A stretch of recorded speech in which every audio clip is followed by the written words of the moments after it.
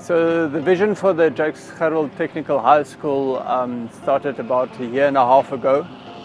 When the vision was dropped in our hearts, it all started with a need.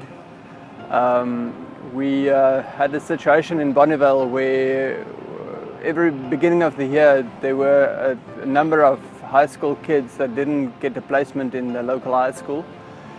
And we didn't know how many they were until we did some research, and we realized that the problem is actually much bigger than what we thought.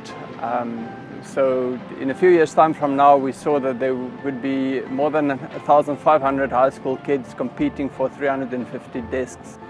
So it was really the condition, the hopelessness of the kids in our community that grabbed us by the heart and made us really pray about a vision.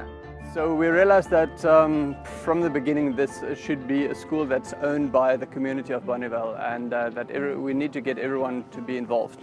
And so we started by inviting people to come and pray together on the site, and we came together as a community from all origins, black, brown, white, and young and old. The youngest 1 year old, the oldest almost 90 years old, and we came together as a community and just starting doing some things together and picking up stones and preparing the land and so on, and then praying together. And by doing that, we created a great unity, and it became very clear what we need to do. So we spoke to the education department and expressed the need for another school in Bonneville, and then it didn't fit into the plan for the education department at that stage in terms of budget and scheduling and so on. And we realized that we couldn't build a private school because it's for mainly poor families. So it had to be a government school. Then we met them in Cape Town, and we asked them, so what are the chances that the community of Bonneville, the private sector, could join forces with the government in order to create another school?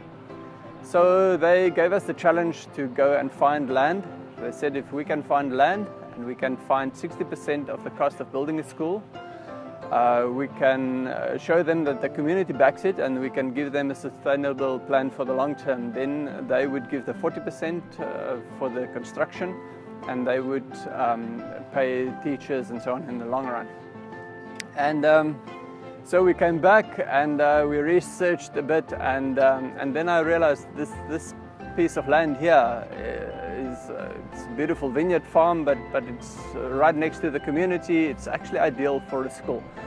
And so between me and Bilalem, we joined forces to donate this land, and we went back to the education department, and we said, okay, we've got the land.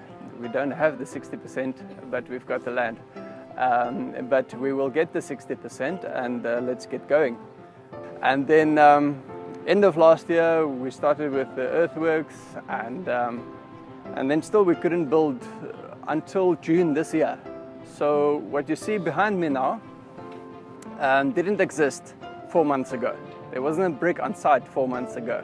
So it's really a miracle how quickly things came together, and we are really witnessing a miracle every day.